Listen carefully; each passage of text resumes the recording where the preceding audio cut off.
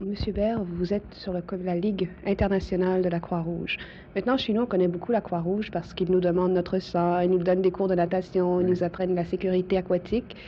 Aussi parce que on connaît la Croix-Rouge lorsqu'elle donne des services de secours aux pays qui ont eu des tremblements de terre ou après la guerre, des choses comme ça.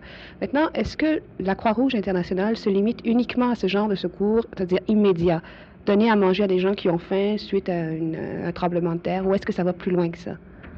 Ça va maintenant plus loin. Ça reste encore notre responsabilité immédiate d'aider immédiatement après des catastrophes, etc. Mais nous avons maintenant aussi les catastrophes politiques, des réfugiés, des victimes des bombardements de guerre, etc. Et là, il faut continuer jusqu'à ces personnes ont trouvé une autre place à vivre. Et par exemple, en Afrique, on leur donne immédiatement des outils, des semences, parce qu'ils peuvent eux-mêmes créer quelque chose à vivre après 6 mois, une année. Et c'est pour ça il faut faire ce travail avec une perspective un peu plus longue qu'avant. C'est le secours immédiat, mais il faut que ces personnes puissent vivre. Et c'est pour ça qu'il faut les adapter à une nouvelle vie. Et ça nous donne des responsabilités très dures, mais aussi très intéressantes, parce qu'il faut créer la compréhension. Il faut que le monde comprenne qu'une catastrophe, il ne faut pas l'oublier après quelques semaines. Il faut continuer à travailler. Maintenant, on parle de la Ligue internationale de la Croix-Rouge. Qu'est-ce que c'est exactement la Ligue? Vous savez, ce nom, dans certains pays, on n'aime pas ce nom parce que la Ligue, ça peut être le mafia ou le football ou des choses comme ça. Mais la Ligue était créée comme une fédération des sociétés nationales après la Première Guerre mondiale. Et à ce temps-là, il y a 60 ans, tout le monde s'appelait Ligue. Ligue contre ça, ou Ligue pour ça, ou Ligue des Nations, League of Nations, on a dit.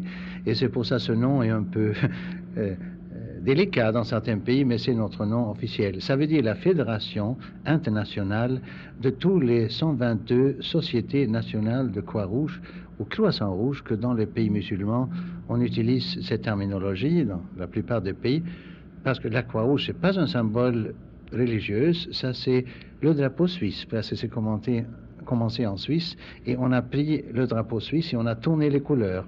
Le drapeau suisse, c'est une croix blanche sur fond rouge et on a changé. Et c'est pour ça que nous regardons ce symbole comme mondial, mais on a aussi le croissant. Maintenant, on dit que vous êtes un polyglotte, je le crois. On dit aussi que vous vous occupez des problèmes de l'environnement humain, de la pollution. Qu'est-ce que ça donne avec la Croix-Rouge? Ça, je vais vous dire que beaucoup de nos activités à la Croix-Rouge, ce sont des activités pour essayer de protéger l'homme, l'enfant, la femme, la vie familiale. Il faut l'eau potable, il faut quelque chose à manger, il faut l'air qui ne détruit pas, il faut des possibilités, non seulement des vacances, mais une sorte de vie normale. Et c'est pour ça qu'on peut dire que le vieux travail de Croix-Rouge était un travail pour aider l'environnement humain. On utilise ces termes modernes et je vais vous dire que votre fameux compatriote Maurice Strong, qui est chef de l'organisation de l'ONU, des Nations Unies pour l'environnement, il est un grand ami de la Croix-Rouge et nous travaillons ensemble. Nous avons un morceau de ce travail, c'est pas pour nous les grands problèmes industriels de pollution, mais pour sauvegarder dont a besoin la famille normale, l'individu pour se protéger. Vous parliez tout à l'heure de la reprise en main par les jeunes de la Croix-Rouge, surtout en Afrique, l'exemple que vous donniez. Est-ce que la Croix-Rouge n'est pas en train de se redéfinir, de se remoderniser un peu? Oui, parce que vous savez, de temps en temps, on se trompe. Nous parlons de pays en voie de développement. Mais un pays comme le Canada se développait les dernières 10 années beaucoup plus que ces soi-disant pays de développement. Et ça veut dire que dans les pays comme le Canada, comme l'Europe, le développement vient aussi très vite. Et naturellement aussi en Afrique, Asie, l'Amérique latine. Et là, maintenant, il faut penser que la jeunesse forme dans tout le monde maintenant 50% de la population au-dessous de 25 ans. Et en Afrique, la demi de la population est en dessous de 20 ans.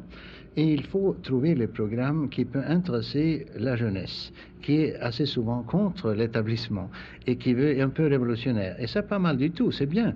Mais là, nous croyons que le travail pour la compréhension entre les peuples, le secours, le travail pratique pour aider les autres, que ça peut intéresser la jeunesse moderne. Et nous avons des excellentes preuves en Afrique, etc., où les jeunes ont déjà pris la direction de travail pratique de la Croix-Rouge. Et c'est pour ça que le travail de jeunesse pour nous n'est pas seulement des phrases qu'on dit qu'il faut travailler pour la jeunesse, etc., sans beaucoup faire. Pour nous, c'est une réalité pratique où nous avons beaucoup d'épreuves. Maintenant, vous parlez de pays comme l'Afrique, où il y a la sécheresse au Sahel en ce moment. Il y a les pays d'Amérique latine. Ce sont des pays où la situation politique est parfois cause des problèmes qui existent. Et la Croix-Rouge se veut, je crois, apolitique. C'est-à-dire la Croix-Rouge ne veut pas intervenir au niveau politique. La Croix-Rouge intervient au niveau humain. Mais est-ce qu'il n'y a pas de conflit parfois entre les deux? Oui, franchement, parce que on a des conflits. Il faut pour nous de collaborer avec les gouvernements en gardant le principe d'indépendance et de la neutralité de la Croix-Rouge. Et ça, c'est facile à dire, mais c'est pas toujours facile à réaliser. Mais nous sommes pas une organisation de protestation, parce que nous voulons rester dans le pays et continuer à travailler. Et c'est pour ça, de temps en temps, on critique la Croix-Rouge parce qu'elle est trop modeste, elle est trop calme, elle ne proteste pas contre les crimes, contre la dignité humaine. Nous protestons discrètement parce que nous voulons rester, nous voulons aider les gens là-bas, mais en même temps, nous sommes une sorte de groupe de pression pour les valeurs humaines. Et dans ce monde qui est tellement politisé, il faut pour nous d'éviter de nous politiser, mais en même temps, il faut savoir ce qu'est la politique, parce que nous ne pouvons pas être, comme on dit dans certaines langues européennes, political idiots, des idiots politiques. On ne peut pas l'être, parce qu'on peut faire des erreurs, on peut être utilisé par les politiciens. C'est pour ça qu'il faut, pour les délégués et dirigeants de Croix-Rouge, de savoir ce qu'est la politique pour éviter d'être politisé. Et de temps en temps, ça pose des problèmes difficiles. Mais il faut pour nous en même temps respecter la souveraineté des différents pays et respecter que c'est le peuple là-bas qui veut décider ce qu'il veut faire eux-mêmes.